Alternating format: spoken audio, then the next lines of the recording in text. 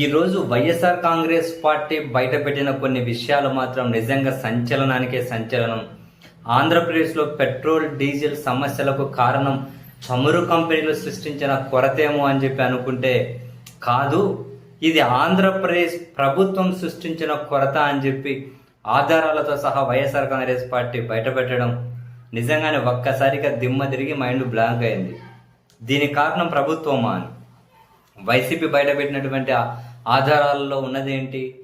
ఆంధ్రప్రదేశ్ ప్రభుత్వం అఫీషియల్గానే చమురు కంపెనీలకు ఆదేశాలు ఇచ్చారు. ఏమని?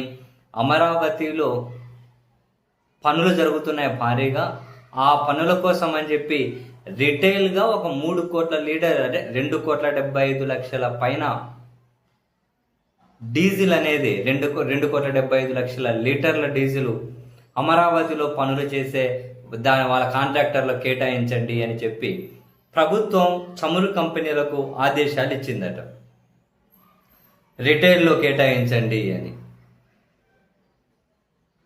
అంటే ఇప్పుడు రిటైల్లో ప్రజల కోసం ఫ్రీజ్ చేసి పెట్టింది, వాళ్ళకి కేటాయించడం ఏంటి? నాకు అర్థం కాలే. మరి ప్రజల కోసం ఫ్రీజ్ చేయించిందంతా అక్కడ అయిపోతే మరి ఇక్కడ జనానికి ఈ విధంగా ఇబ్బంది రాక ఏమవుతుంది? అయితే వైసీపీ ఇంకో ఆధారం కూడా బయటపెట్టింది. చంద్రబాబు నాయుడు గారి ప్రభుత్వం చమురు కంపెనీలకు రాసిన ఈ లేఖ చట్ట విరుద్ధం, ఆ లేఖను మీరు ఉపసంహరించుకోండి, ఇది కరెక్ట్ కాదు అని ఏపీ ప్రభుత్వ నిర్ణయాన్ని కేంద్రం తప్పుపడుతూ రాసిన లేఖను కూడా బయటపెట్టింది వైసీపీ. అయితే ఇక్కడ మనం గమనించాల్సింది, బల్క్లో డీజిల్ చాలా ధర ఎక్కువగా ఉంది. మీకు ఎప్పుడు ఎవరికైనా అనిపించవచ్చు బల్క్లో కంటే తక్కువకి వస్తుంది కదా, రిటైల్ ఎక్కువ ఉంటుంది కదా అని. కానీ డీజిల్ రివర్స్లో ఉంది. ఇప్పుడు అక్కడ ఇరాన్లో యుద్ధము అండ్ డీజిల్ ఉత్పత్తి చేయడం కోసం చమురు కంపెనీలకు ఎక్కువ ఖర్చు అవుతుంది కదా.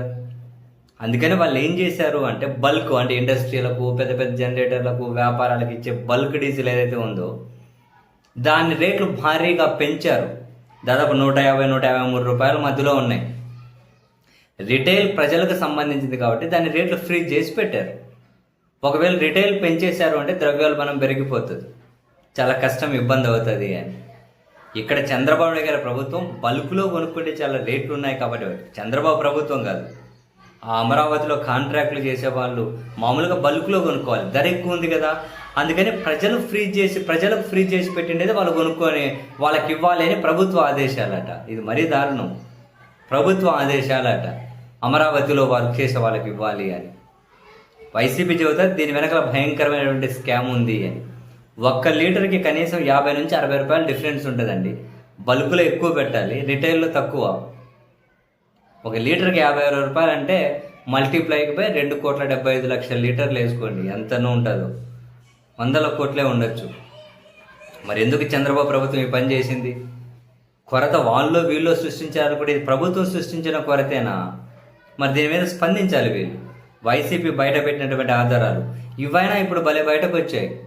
వైఎస్ఆర్ కాంగ్రెస్ పార్టీ ఎంపీ గురుమూర్తి గారు కేంద్ర మంత్రికి లేఖ రాశారు. అసలు ఆంధ్రప్రదేశ్లో ఇలాంటి పరిస్థితి ఎందుకు వచ్చింది, కారణం ఏంటి అని. కడప ఎంపీ వైఎస్ అవినాష్ రెడ్డి గారు ఇంధన శాఖ సెక్రటరీని ఢిల్లీలో కలిశారు తాజాగా. అసలు ఆంధ్రప్రదేశ్లో ఇటువంటి పరిస్థితి ఎందుకు వచ్చింది, కారణం ఏంటి అని. మరి ఇలా వైసీపీ ఎంపీలు కలుస్తూ ఉన్నారు, లేఖలు రాస్తూ ఉన్నారు, ఆ ఒత్తిడి. సో ఇందులో నుంచి ఏమన్నా కనుక వివరాలు బయటకు వచ్చాయేమో తెలియదు. బట్ ప్రభుత్వం స్పందించాలి దీని మీద. ఒక రిటైల్లో 2,75,00,000 లీటర్ల డీజిల్ అమరావతిలో పనులు చేసే వాళ్ళకి కేటాయించమని ప్రభుత్వం ఆర్డర్స్ ఎందుకు ఇచ్చింది? అవసరం ఏంటి? అక్కడ కాంట్రాక్టర్లకి మెయిల్ చేసి ప్రజల్ని ఇబ్బంది పెట్టాలా? దీని వెనకలు ఏమైనా డబ్బులు చేతులు మారుతూ ఉన్నాయా? ప్రభుత్వం స్పందించాలి ఇప్పుడు.